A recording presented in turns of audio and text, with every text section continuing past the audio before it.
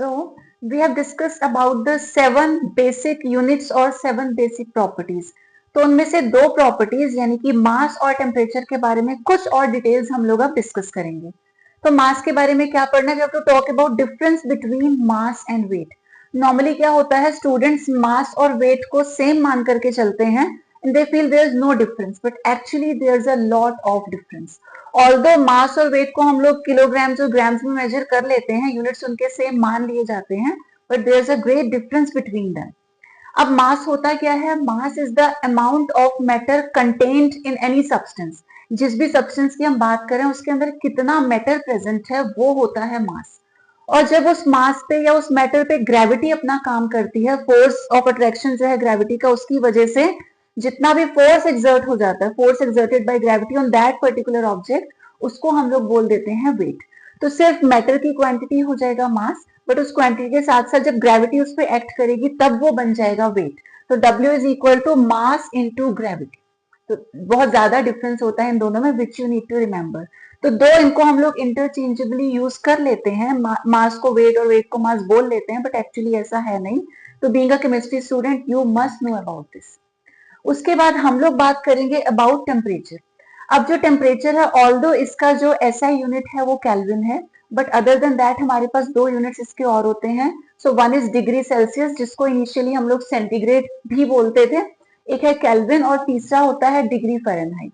तो इन तीनों स्केल्स की जो रिलेशन है वो आपको पता होनी चाहिए. कई न्यूमेरिकल्स में या कई जगह पर यूज करना पड़ता है. तो कभी भी अगर डिग्री सेल्सियस को केल्विन में कन्वर्ट करना है तो हम क्या करते हैं, डिग्री सेल्सियस का टेम्परेचर प्लस अमाउंट होती है 273.15. तो this is the accurate amount. But अगर आप ये नहीं लर्न कर पा रहे या बाई चांस भूल गए तो you can go for 273 only to simplify your calculations. ठीक. उसके बाद डिग्री फ़ारेनहाइट की बात करें तो this is equal to 9/5 into degree Celsius वाला टेम्परेचर प्लस आ जाएगा 32. तो यहाँ पे स्केल्स हमने ड्रॉ कर रखे हैं. तो ये थर्मोमीटर्स यहाँ पर रिप्रेजेंट कर रहे हैं. If we talk about degree Celsius, तो हमें पता है वाटर का जो फ्रीजिंग पॉइंट होता है, वाटर किस टेम्परेचर पे फ्रीज होता है, वो होता है 0 डिग्री सेल्सियस पे. और वहीं वाटर को अगर हम बॉईल करते हैं तो boiling point of water is 100 degree Celsius. तो ये तो बात हुई डिग्री सेल्सियस स्केल की.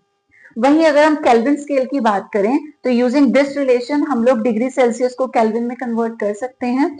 तो 0 डिग्री सेल्सियस का मतलब निकल के आएगा 273 केल्विन. तो यहाँ अगर हम 0 प्लेस कर दें, रिजल्ट क्या आएगा 273.15. या राउंड ऑफ करके we can go for 273 kelvin.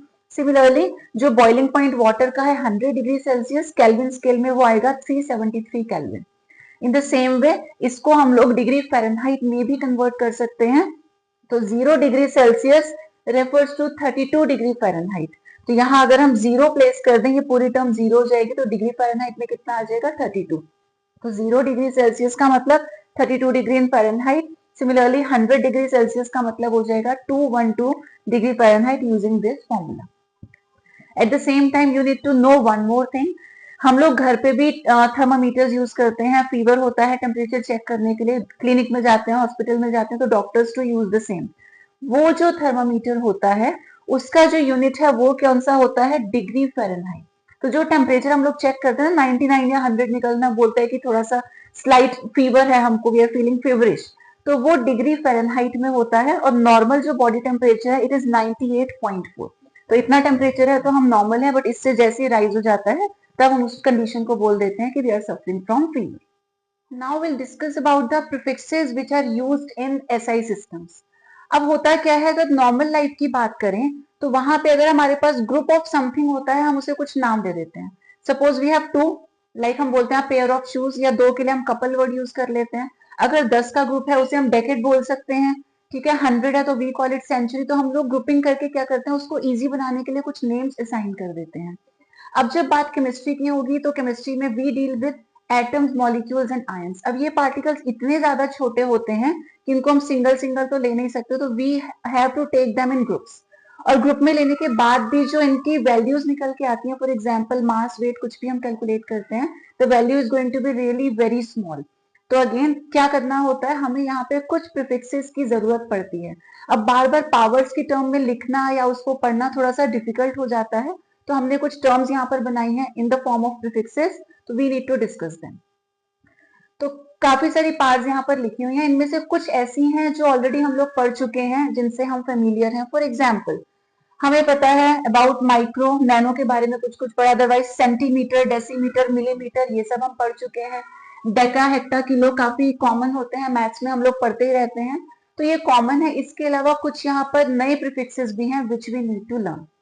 तो अब इसको लर्न करने में स्टूडेंट्स बड़े कंफ्यूज हो जाते हैं कि इतना सारा है कैसे लर्न करें। तो it's better if you try to learn them in sequence.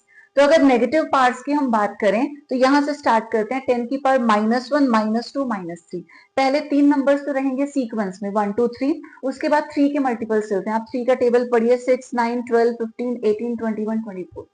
ठीक है, यहाँ हमने डिक्रीजिंग वे में लिख दिया, या इंक्रीजिंग वे बोल सकते हैं if you consider the negative sign.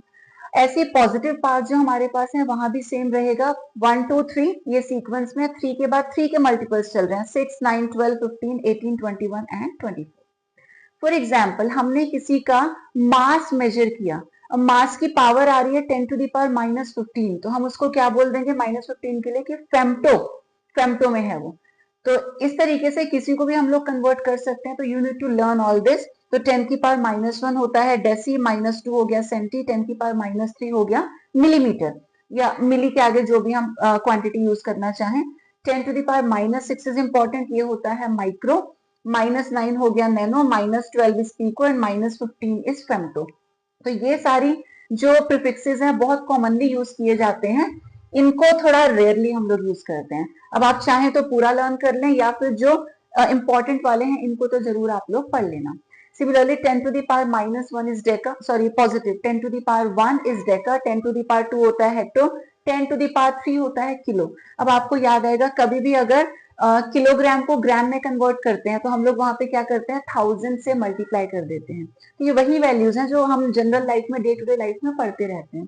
Then 10 to the power 6, अब पावर्स बढ़ने लग गई, 1 2 3 तक तो छोटी पावर्स थी, अब बढ़ने लगी हैं, तो इनके जो सिंबल्स हैं वो भी बड़े लेटर्स हैं, ब्लॉक लेटर्स और कैपिटल लेटर्स, बाकी सबके स्मॉल थे। तो जब पावर यहाँ 10 टू द पावर 3 से बढ़ने लगेगी, 6 स्टार्ट हो जाएगा, तो सारे लेटर्स कैपिटल आते हैं। 6 का मतलब mega, 10 to the power 9 is giga, 10 to the power 12 हो गया tera, then peta, exa, zetta and yotta. तो ये सारे प्रीफिक्सेस हैं which you need to know, क्योंकि बहुत जगह आपको कन्वर्जन करने पड़ेंगे, प्रीफिक्सेस यूज करने पड़ेंगे, तो ये पता होना जरूरी है।